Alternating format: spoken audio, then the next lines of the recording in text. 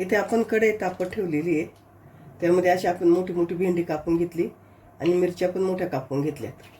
ते ठेव टाकूया आणि परतून घेऊया भेंडी.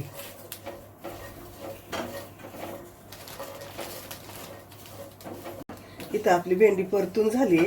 आपण एका प्लेटमध्ये काढून घेऊया. आपण भेंडी परतली त्याच भांड्यामध्ये आपण तेल घेऊ. त्यामध्ये जिरं छान तडतडलं की ठेचून घेतलाय लसूण, आपण लसूण परतून घेऊया. हे सगळं मी मिडियम गॅसवर करते. त्यामध्ये कांदा, इथे मी कांद्याचे असे मोठे मोठे तुकडे केलेत. आपण कांदा परतून घेऊया. आपल्याला कांदा पूर्ण गुलाबी नाही करायचा, लोखंडाचे कडे असल्यामुळे पटापट भाजले जातात. तेव्हा कांद्याला थोडासा गुलाबी कलर आलाय. त्यामध्ये एक टमाटो, तो पण असा मोठा मोठा आपण कापून घेतलाय.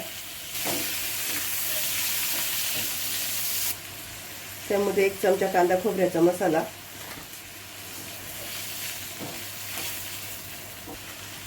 आता आपण जी भेंडी भाजून घेतली ते त्यामध्ये टाकूया.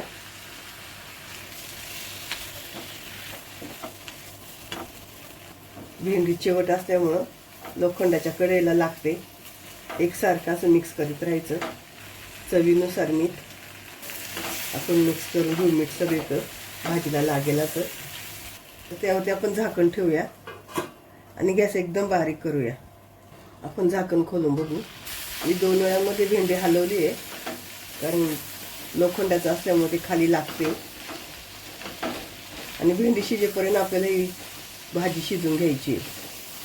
त्यावरती कोथिंबीर, आणि तुम्हाला शेंगदाण्याचा कूट आवडत असेल तो टाकला तरी चालेल, त्याने पण ही भाजी चवीला खूप छान लागते. तर भेंडी आपली शिजली आहे. आपण गॅस बंद करू.